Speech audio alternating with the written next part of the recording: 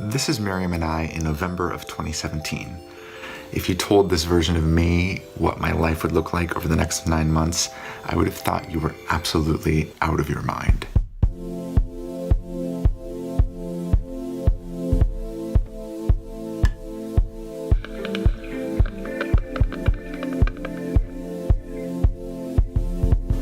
If you're like me and you like the taste of coffee, if you do decaf coffee, it has 1/5 of the caffeine of coffee.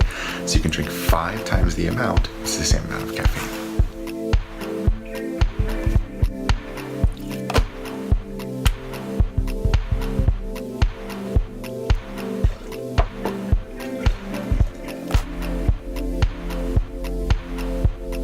This wasn't just any morning. I just stayed up all night working on my channeled text, The Ascension Manual for Planet Earth.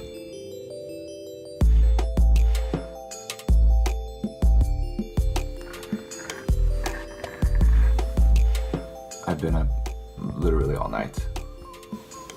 So I think I'm just gonna start my day. In it, Burgael, the Being I Channel, talks about a master, huge orchestration of light for our highest benefit in every single moment, and how when we follow the energy and when we continue to say yes to our soul's deepest truth and deepest knowing, how things continue to unfold for us. But there were days where I felt the absolute furthest from the truth. And I, like I think many spiritual practitioners, had a bit of a dark night of the soul and wasn't entirely sure that what I believed at the deepest core of my heart was actually true. In Tulum, we were staying in a luxury resort for 3 months. We had housekeeping come in every week, sometimes twice a week, to come change all of our sheets and to clean all of our dishes and to clean up our whole house. And it always felt so tidy and so luxurious, literally every step of the way. After staying for 3 months in a luxury hotel in Tulum, Mexico, Miriam and I wanted to go to Thailand to continue the adventure. But it wasn't exactly in the cards for us to do so. What ended up happening instead was in some ways better, and we'll get to that, but in other ways felt just crappy and nonsensical and like the worst orchestrated path possible. We went to Miriam's mom's house for Christmas and ended up staying there for 9 months. It was repetitive, slow, and oh my God, I've literally never experienced so much snow in my life. But over a few weeks, I started to check in. I stopped arguing with reality. And I really wanted to see what was actually there. I wanted to see why we were there and why this was, I guess from my new lens at the time, why it was being orchestrated for us. What was there? So I went and meditated and I talked to Burgael and I asked him that question. Why am I here? Why are we here? Why does it feel like we're stuck here? Like, what do we need to do here? And what I kept hearing over and over and over again was very similar to what Miriam was getting, that it was time for us to just accept that we were there.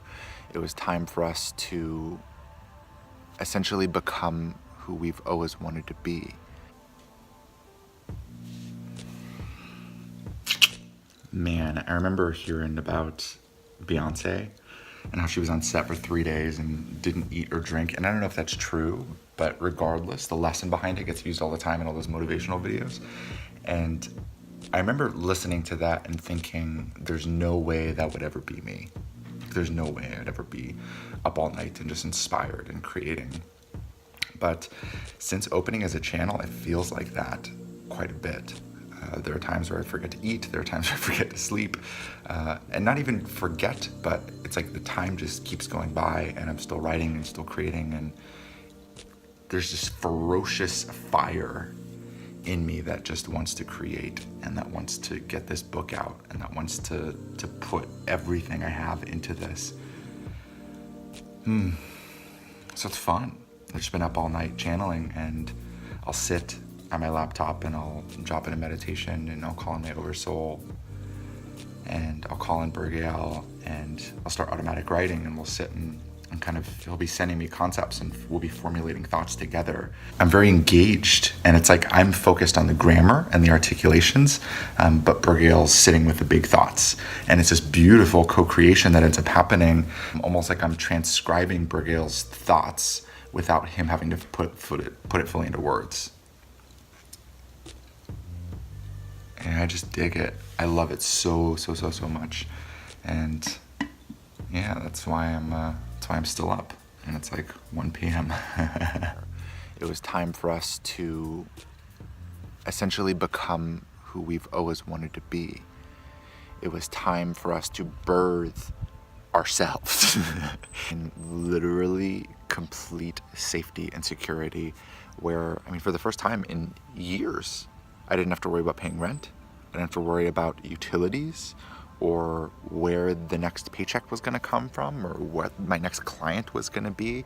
It was complete and total safety and security. And I felt relaxed and I felt held in that. And I know Miriam did too, as triggering and confronting as it could possibly be to live in your mom's house. We were safe.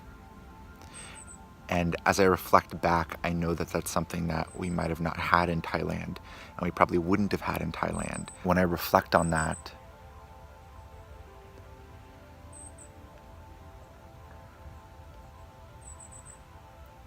I guess it was perfect. And I think really that's what Miriam and I came to maybe month 4 or 5, was that it was perfect, that we were there. During our time there, I got to finish the book, The Essential Manual for Planet Earth. I got to put it out, launch a Patreon.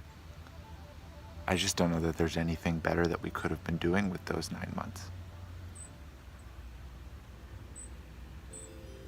So when I think about this huge, beautiful orchestration that Burgael was telling me about and that I wrote about in this book, and I think about us going to Leominster, that's where I go, oh,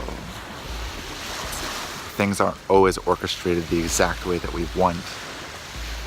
And it's not always about taking a flashier path to Thailand, and sometimes it is about patience, and sometimes it is about slowing down, and sometimes it is about saying yes to these little pockets of reality that don't look good on paper but are everything.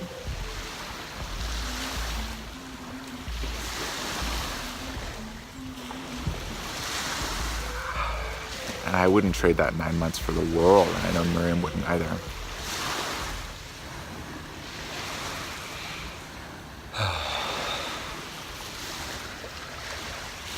But as with everything, there's a time where things come to completion.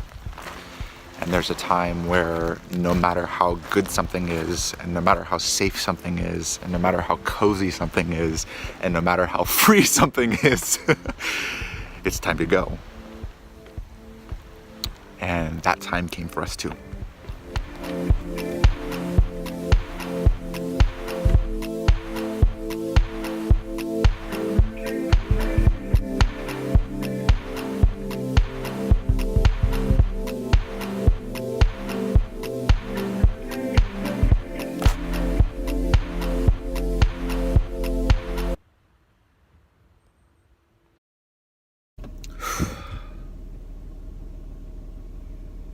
Man. Oh, one more thing.